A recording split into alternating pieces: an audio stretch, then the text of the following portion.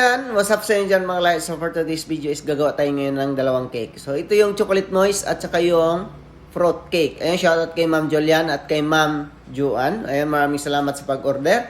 So ngayon mga lahat is gagawin na natin. So let's go. So ang gamit pala natin na cake dyan mga lahat is chocolate moist tapos vanilla sponge. So ayan, pre-bake tayo dito mga lahat. So bagong luto pa lang yung cake natin. So una, naglagay tayo ng glucose. So glucose yung nilagay natin para mas matibay, di ba? So nakita natin sa ibang home baker. So nakakuha tayo ng idea. So disclaimer po no mga kalahi sa mga washer dyan. Sa mga hindi nakakaalam sa cake or sa mga yun na yun. So malinis po yung kamay natin dyan kahit hindi tayo naka-gloves. So hindi tayo nagsasalita dyan. So ayan, so unahan natin yung mga basher natin dyan. So ang gamit pala natin dyan, chocolate moist, tapos ang paggawa pala ng cream mga kalay is chocolate cream. Magawa ka ng ganas, tapos ilagay mo sa cream. So magiging chocolate na to. So hindi natin flavoring yung gamit natin dito is totoo talagang chocolate ang gamit. So una, magkaramkot ka muna ng manipis talaga para yung mga buo-buo, hindi na siya sasama mamaya. So ang design pala nito mga kalay is purple, no?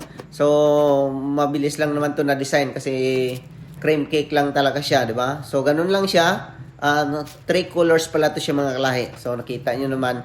So, una, purple, tapos light purple, tapos super light purple. So, ganun lang siya kadali. Tapos, pipe na lang siya na rosette. So, ganun lang kadali siya talaga mga kalahi. So, nag-sharp tayo dyan. So, ang gamit pala natin dyan is scraper na acrylic. So, ganun lang. Tapos, ipipe mo lang siya na rosette flower, no? So, ayan. So, ganun lang siya kadali mga kalaki. Kahit sinong gawa nito is napaka-basic, di ba? Pero ako nahirapan dyan kasi nga, hindi naman ako magaling. So, ganun lang. Ayan. So, ganun lang siya kadali na design talaga mga kalaki. Tapos, maglagay ka lang ng butterfly. Dikit-dikit mo lang. So, ayan. Di ba? Nakita nyo naman. So, ganun lang siya kadali talaga. Super dali lang siya sa mga magagaling diyan, no? Pero ako nahihirapan ako dito.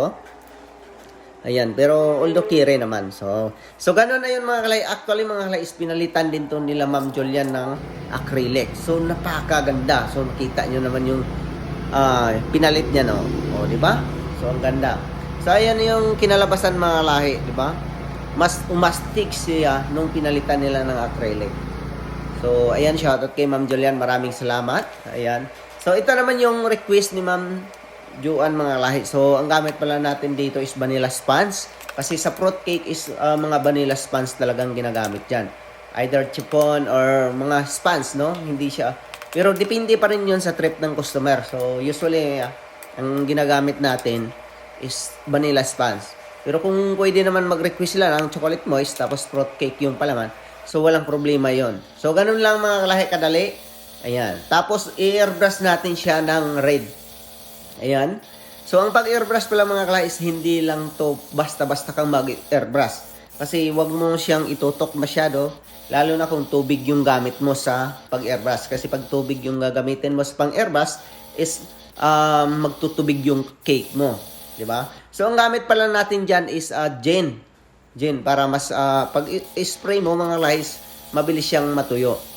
So ayan. So tapos yung sa taas niyan, purot na lang siya. Tapos maglagay tayo ng design sa gilid na cream kasi ang purpose dun mga guys, para hindi magtubig yung mga prots.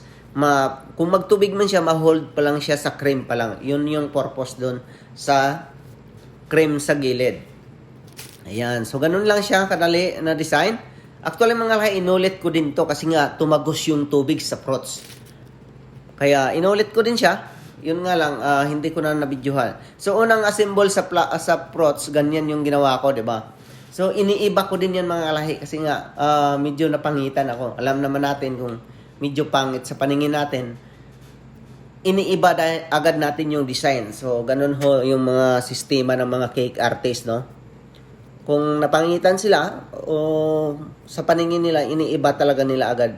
Kaya shoutout sa mga customer dyan. Maraming salamat sa mga suporta, sa mga nagsisimula pa lang, no? Ayan. So, ayan. So, ganun lang. Kadali mga no? Paglagay ng fruits. Pero actually, iniiba natin yan. Kasi nga, napangitan ako, hindi ako nagandahan. Ayan. So, ganun lang. So, yun na yung first attempt natin mga lahi sa pag-arrange sa mga prots. Although, lagi naman namin ginagawa to sa ibang bansa yung pag-arrange ng prots. Kaso, napangitan ako kaya tinanggal ko. So, ayan. So, ginawa ko naman paikot. Ayan. So, ang nangyari naman dito sa paikot is nakuntian ako sa prots. Kasi nga, dapat talaga is square to na cake. Pag square to siya mga kala, is maganda yung dating sa prots talaga. Lalo na kung square or rectangle, di ba? Kasi maa-arrange mo siya ng maayos. Pero dito sa bilog is magka-complete siya ng kunti lang yung mga prots na malalagay mo. Although ayos naman to na design ng ganito pa bilog, pero napangitan din ako. Gusto ko maraming prots yung malalagay. Ayan. So ganun lang. So iniba ko rin din yan mga lahi kasi nga nakuntian ako sa prots. Ayan. Tapos naglagay ako ng cream sa gitna, 'di ba? Oh, 'di ba? Ayos naman sana yan na design mga lahi, kaso lang yun nga, medyo nakuntian ako sa prots, kaya iniba ko. So, ito na yung kinalabasan mga kalahi. Maganda naman at naparami yung prots. So, yun lang po no mga kalahi. Maraming salamat sa panonood. Hanggang sa muli. Peace out.